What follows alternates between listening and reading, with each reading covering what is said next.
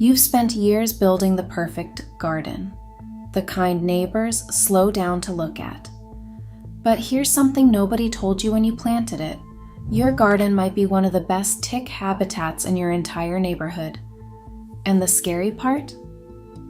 It's probably not the plants you'd expect. We're not talking about overgrown weeds or a neglected yard. We're talking about the beautiful, intentional plants that are sitting in your garden beds right now. So in this video, I am going to walk you through 30 common garden plants, grouped into 6 categories that are secretly rolling out the welcome mat for ticks. And by the end, you'll know exactly which ones to remove, which ones to keep an eye on, and what to plant instead. Let's start with the one that surprises people the most. Before we get into the list, you need to understand one thing about how ticks actually find their next host. They don't jump. They don't fly. They wait. Ticks climb to the tip of a blade of grass, stretch their front legs out, and hold on until something warm brushes past. This behavior is called questing.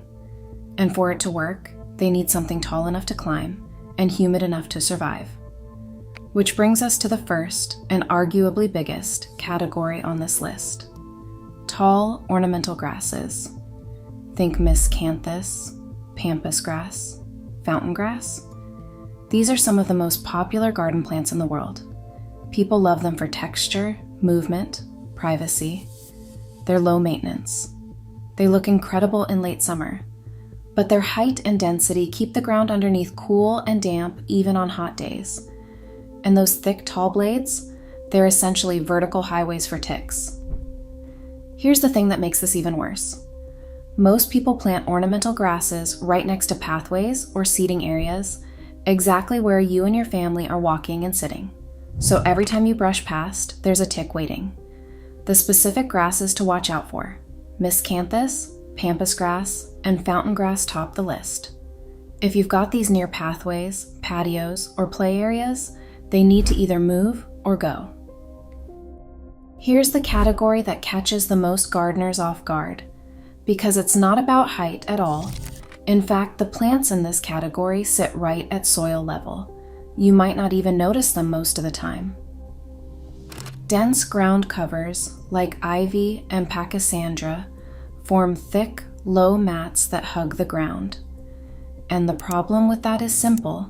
They trap moisture and create shade right at the surface. Ticks don't need to climb when there's a damp, sheltered mat right at ground level. They can shelter there comfortably at exactly the height they need to latch onto a passing ankle or paw. If you've got ivy under trees or along borders where your dog walks, this is a problem. Ivy is the big one here. Beautiful, yes. But it's essentially a tick hotel at ground level.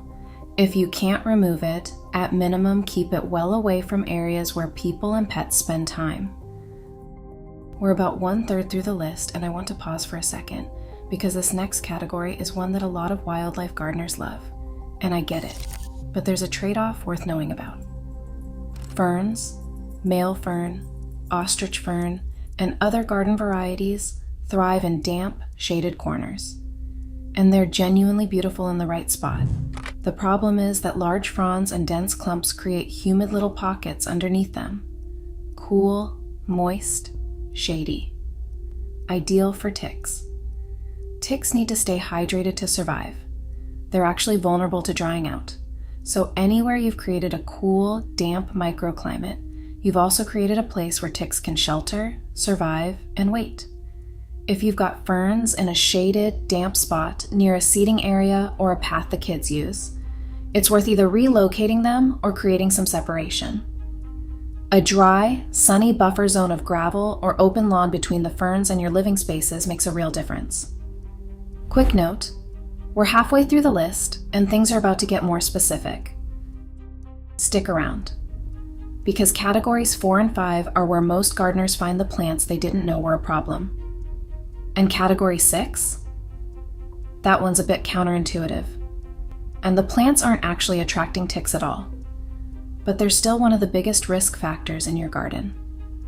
Let's talk about the tick habitat that's often hiding in plain sight, and that also happens to be home to something else entirely. Dense, low-branching shrubs create two problems at once. First, the obvious one. Japanese barberry, hydrangeas, hornbeam hedges, blackberry and raspberry brambles, dense lilacs, conifers. They all create dark, cool, sheltered pockets right at ground level. But the second problem is who else likes to live there? Mice and birds. Small rodents are one of the primary hosts for tick larvae. They are basically where young ticks get their first blood meal, and dense shrubs are exactly where those mice nest, move, and hide. So when you have a dense, unthinned shrub in your garden, you have potentially created habitat for both ticks and the animals that carry them. It doubles the problem. The fix isn't necessarily removing them all, it's about management. Thin shrubs so they don't have foliage all the way to the ground. Create light and airflow at the base. Reduce the cool, dark pockets that shelter both ticks and rodents. This one's short, but it matters. Wild grape, honeysuckle, and similar vines create moist, tangled growth that's hard to navigate and easy to ignore. But that's exactly the problem.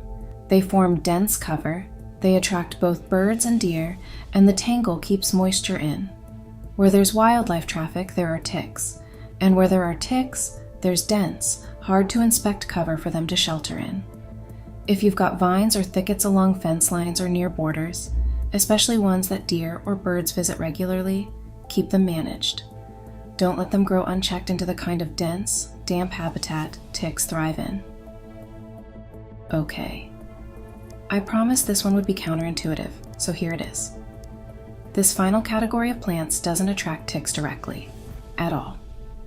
And yet, it might be the most important category on this entire list. Hostas, tulips, daylilies, azaleas, arborvitae, rhododendrons, coneflowers. These plants are tick neutral. Ticks don't seek them out. They don't create humid microclimates in the same way, but they bring deer into your garden, and deer carry huge numbers of ticks. Adult black-legged ticks, the ones that carry Lyme disease, feed primarily on deer. When a deer walks through your garden, those ticks drop off, into your lawn, into your borders, near your paths. So a beautiful hosta display that brings deer through every evening is silently seeding your garden with ticks, even if the hosta itself is completely tick neutral. This is where your planting strategy matters as much as what you plant. Keep deer magnet plants away from seeding areas and children's play spaces. Consider mixing in deer-resistant and tick-deterring plants. Lavender, rosemary, marigolds, and sage are all good options. So there it is, 30 plants across 6 categories that are either creating tick habitat or bringing tick-carrying wildlife into your garden. Tall, ornamental grasses give ticks vertical highways.